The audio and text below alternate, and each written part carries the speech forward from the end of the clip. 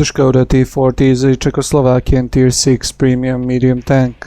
The development of the T40 tank was suggested by the Skoda company under the TVP General Purpose Tank program in 1946. The vehicle design was developed, however a prototype was never built. In World of Tanks, Skoda T40 is a decent premium medium tank, but let's see how it fares in some gameplay.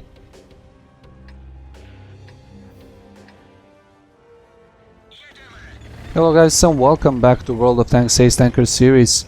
As you can see, today we'll be playing on Skoda T40 and playing the Skoda Zarlan snipers. So yeah, we had the previous replay with the SU-152. You can see Anika Bam Bam here in his SU-152, and as I said, we'll be taking a look at what the Skoda T40 did in this replay. So just to get the feel from the different angle on the great game that the two of them had. It's not that often that you get replay, I should say two replays that are both Mastery Badge and Top Gun and Crucial Contribution at the end from two players in the same team. So yeah, both of them got the Top Gun, both of them got the Crucial Contribution. You already know how this is going to end, but it is going to be quite interesting to see the gameplay of the Skoda from its perspective, what he was thinking about, what he was doing in this matchup. Now you can see that he advances quickly to the position, well-known position on the H9. That's a small bush that you can get to pretty quickly if you have a quick tank and spot on the enemy tanks. And now Skoda was able to spot 4 tanks that are trying to advance to this position, and he was also able to put one shot into the Cromwell that was taking aggressive position there. Yeah, that was a great beginning for the T40 Skoda, and now he's also able to put the shot on the OI Experimental and finish him off as well. Now you can see that the problem that I was talking about is the KV-85 pushing too far, so the tank destroyers from the position where they are, that's D9 and D0, can't really help the KV-85 that got himself stuck into a pretty bad position. And the Skoda Arlan Sniper is doing everything that he can to slow the enemy advancement. As you can see, there are a lot of tanks there, and the smart thing to do here is to pull back. Now he is doing that and he's pulling back. One thing that I would have done differently here is not to pull back so far, so he could have stayed here on this ridgeline, have the support from the friendly tank destroyers that are camping base basically, but he decided to fall back towards the friendly base and try and find the spots on the enemy tanks that are trying to advance, and also maybe finish off that scout. He just got spotted there, so it's probably the Crusader, the scout that is in, that's the position on G8. So yeah, the bad position here. As you can see, the artillery has the shots as well on the tank destroyers and the medium tank, and he gets spotted once again. So there's not a lot of things that he can do here. He could stay there where the VK302D was and try and defend from that position. As I said, he would have had tank destroyers covering him, but he decided to change flanks, it looks like here, and he is trying to go for the tanks that are in the city.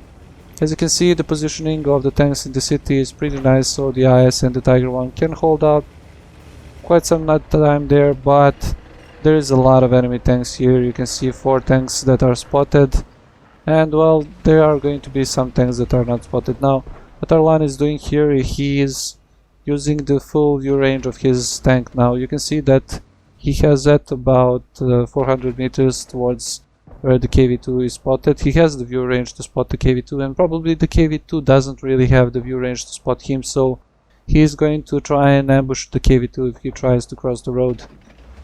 The IS and the Tiger are in a bad position, and he spots also the M6. Now the M6 is moving towards the back of that Tiger and the IS.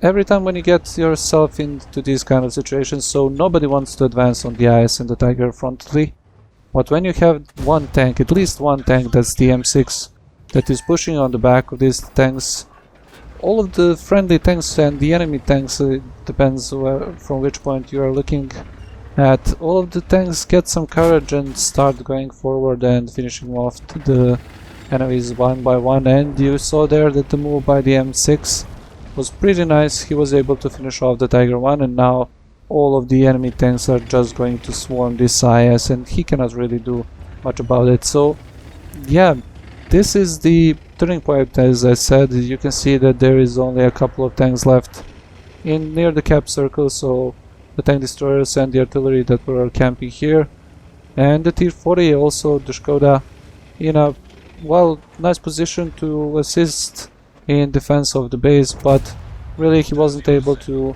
do much on the city side. He was only able to spot the M6 and watch the inevitable from that position where he was.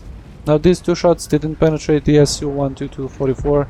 As I said, this tank destroyer has pretty nice armor. It's not quite that armored, so to speak, but it has more armor than the other tank destroyers in the Russian line. Now the Skoda T-40 gets a couple of shots in the back. I believe that were some small guns. I believe it is the KV-1S and something like that. So yeah, all they can do here now is wait. So Skoda T-40 spots the Tiger 1 and the IS, and as you can see, he's loading gold here, so he doesn't want to take any chance when going to fight with the IS and the Tiger 1. So the IS is kinda on full HP. He doesn't really want to go there and finish him off, but he wants to take care of this Tiger 1. Hits the Tiger 1, gets shot by the IS, but fortunately the artillery manages to shoot the IS and just track him in place, and it looks like that the IS doesn't have the gun depression to shoot at Skoda here. So he is tracking the IS, and yeah, that was the last move by the artillery, and probably the winning move by the artillery in this position. He was able to ammo rack the IS and leave some space for the Skoda T-40 to well play on the flanking side. This is what I was talking about in the previous replay. So the Su-152 is going to try and defend, and the Skoda T-40 is going to try and have some side shots on the enemy tanks that are advancing. So he had some, I believe he hit the Su-152 on the blind there, hits another one on the Su-152. The friendly Su-152 is trying to protect that side on the left. The Skoda T-40 is still managing to shoot some shells onto the OI. This one bounces. The next aim is also for the cupola. Hit shells, so he is aiming for the cupola, and he gets spotted here. Ooh, that was a close shot by the OI. Now he has the killing blow on the OI, but unfortunately he wasn't able to finish him off. Now on the other side we know what happened. So the Su-152 played a really nice game there. He tracked the enemy Su-152 and after that killed them both. So at this point the Skoda finishes off the OI, and this is the moment when you realize that they could actually win this one. Not if Skoda drives into the lake, but well, if they play this one safe, they can win this one pretty easily. So as I was saying, the Su-152 was spotting on the KV-2. The Skoda realizes this and moves forward. As you can see, the Anika is screaming for help, and the Arlan sniper is just going to try and find the side shot on the KV-2. There's the side shot on the KV-2. He is using some bushes here. He doesn't want to get spotted, but that's quite some far from the KV-2, so he's probably not going to get spotted. First shot misses, goes over the KV-2. The second shot, did that just go between the cupola and the hull? And the third shot finishes off the KV-2. So yeah, there were 2 against, I believe, 6 or 7, and they just managed to pull this one back. They are now 2 versus 2, and the enemies have the 2 artillery. So well, Skoda T-40, what can I say? You saw how you can play with it. It's a pretty nice machine, 50 kilometers per hour top speed, has the 145 millimeters of penetration, 240 damage with each shell. So this is the moment when they realize they can have the crucial contribution if they win this one. So pretty nice premium tier 6 Czechoslovakian medium tank. And I just have to say one more thing. Take a look how he is playing smartly here on the artillery.